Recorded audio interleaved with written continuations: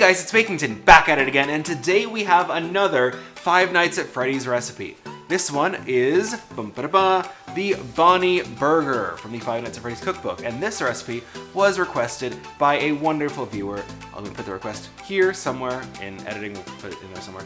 But thank you so much for your request. I'm happy to make it for you. Sorry it took a little bit longer than I anticipated. I've been working a lot and very busy, but I still wanted to make sure that I got all the requests through the queue. If you want your request done, let me know in the comment section and I'll get to your request as soon as I can. Today we'll be making the Bonnie Burger, and just like every other recipe in the FNAF cookbook, we start with a base recipe that we then use to make several different recipes. I'm going to be tweaking these just a little bit today because there are some things that are just like hard no's for me. One of them being cooked onion in a burger. We will actually be substituting the cooked onion in the burger for some extra onion powder, but I will go over all the steps just in case you want to make it the proper way. Now, let's go over what we have for our burger mix ingredients. Now, for this really simple burger recipe, we're going to start with 1 pound, 5 ounces of ground meat. However, I am making a half portion. I'm going to list all the ingredients as if they were the full portion, but I'm making a half, so if it looks small, that's why. Just because I don't need that many burgers in my house, it's just the two of us. So yes, 1 pound, 5 ounces of ground meat, to which you're going to add an egg yolk. Next up is going to be half a teaspoon of onion powder. However, since we're going to be omitting the 1 medium chopped onion, I'm going to actually use a full teaspoon of onion powder. And what would be onion without garlic? So I'm going to add half a teaspoon of garlic powder. A couple of slops of Worcestershire sauce. I suppose a tablespoon if you're using the exact measurements. Exact?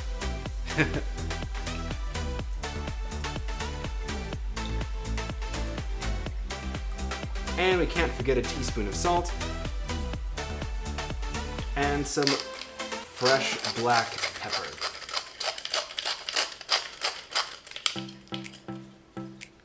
Now, I'm gonna mix all this together with my hands. As much as I hate mixing meat together with my hands, I think it's a sensory nightmare. And then there's the popping egg yolk, and it's just the worst. So I'm gonna cut back once we're done here.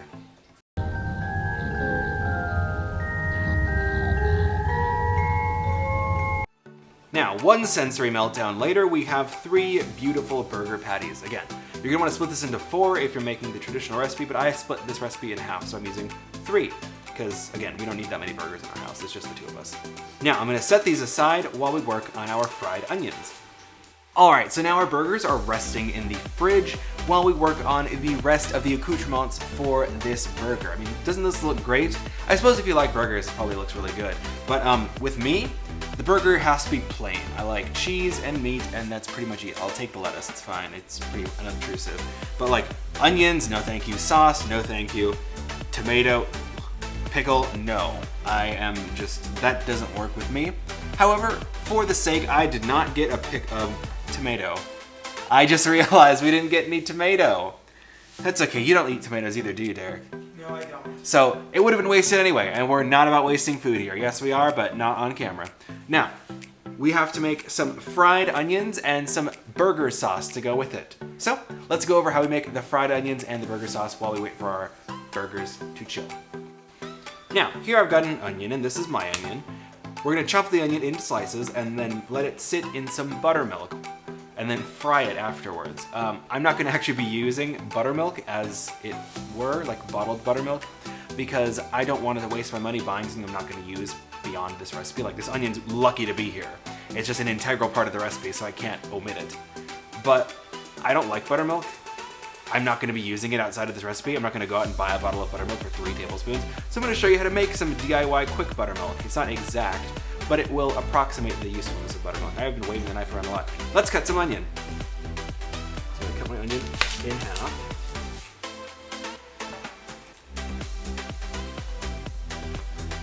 Let's see. It says sliced onion, thinly sliced onion. So what I'm going to do is probably just peel back these first few layers for a skin. God, me when I'm a dermatologist.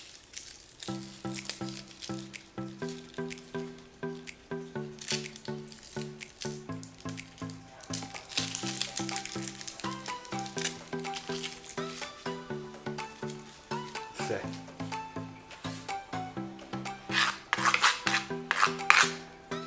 And I'm just gonna, minimal pomp and circumstance, just kind of chop these into little slices.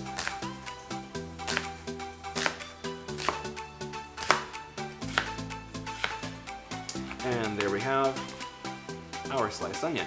I'm gonna dump these in a little bowl. Now buttermilk is acidic, so we're trying to make some acidic milk. So for this, I'm gonna use 3 tablespoons of regular milk and just a dash of some plain white vinegar. You could also use cream of tartar or lemon juice, I'm told, is also another acceptable substitute. I'm gonna toss these around. And now we're gonna let all this sit for a few minutes while we get our dredging ready. All right, now while we're waiting for our burgers and our onions, let's go over the burger sauce. Now this reminds me a lot of like In-N-Out or any other kind of sauce like that. I think maybe like Big Mac sauce. I don't eat Big Mac, so I don't know. But Big Mac sauce, I believe, is a close facsimile to this.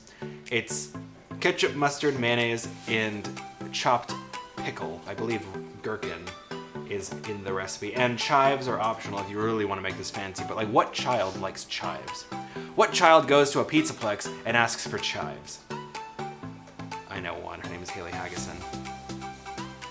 Anyway, so for this burger sauce, we're going to be using 2 tablespoons of mayonnaise. And mayonnaise, to me, is disgusting. I hate it. It's the worst thing ever created by man.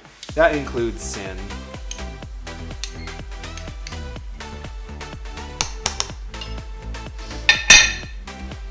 And to that, we're going to add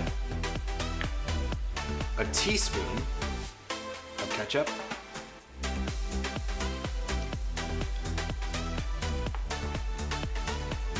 and a teaspoon of mustard.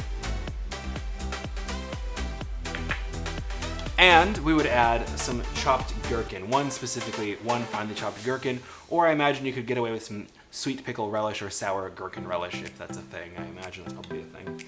However, I'm not going to go out and buy gherkins if I'm not going to use them, and since we don't like gherkins in this household, I'm going to omit it. But again, feel free to use gherkins if you like. But we're going to mix it all together. This is very yellow. Oh, okay, we're getting somewhere. Very mustardy sauce, so why don't I add just a touch more of this in there.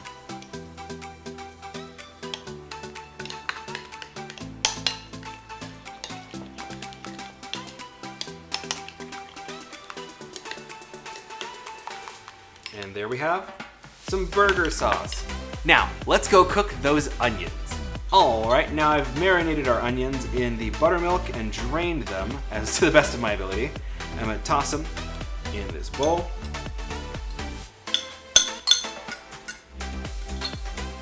How appetizing. Ugh. And for the dredge, we've got flour, 2 tablespoons of all-purpose flour, some pepper, some salt, and very important, some paprika. Satoshi Kon's paprika.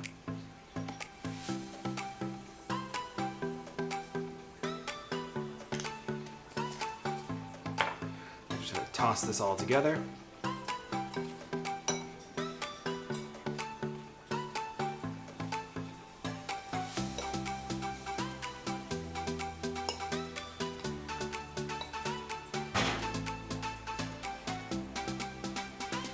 And now these little nightmares are gonna get fried. Now in a pan of oil that you don't care about, drop in some of your onions. We're gonna fry these in batches. I'm cooking mine over a medium heat.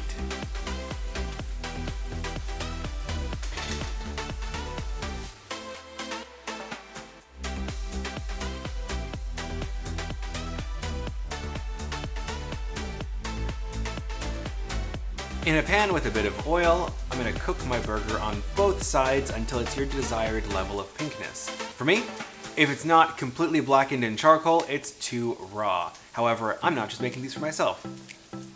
Now we've got all of our ingredients, it's time to assemble our burger. Now, in the original recipe, you use sliced pickles and you use tomato. However, I'm going to be omitting those for this recipe. If you want, you can add those yourself. But it is now time to assemble our burger. We have our toasted brioche bun, and we're gonna start spread bun with some burger sauce. First, you're right. We're gonna start by spreading the bun with some burger sauce.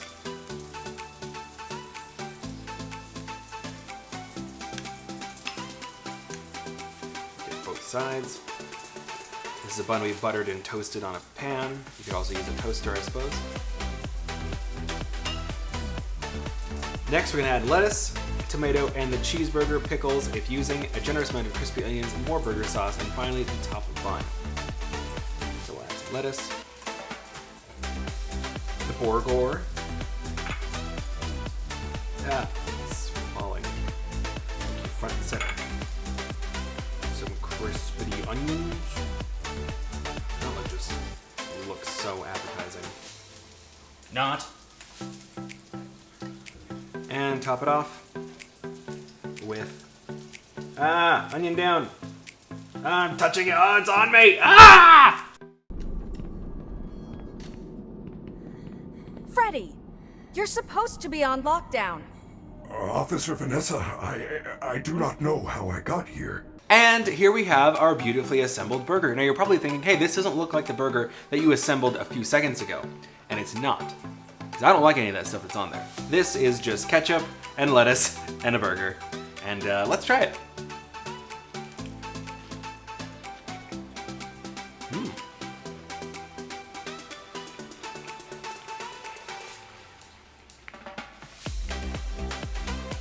That is very tasty. Simple, but very tasty. I'm always a person who puts breadcrumbs in their burger. Just a little bit of breadcrumbs to help bind everything together, but this is fantastic. It held together beautifully. It tastes amazing. It tastes like a steakhouse burger, which is funny because we just had burgers at a steakhouse here in Vegas a couple of days ago.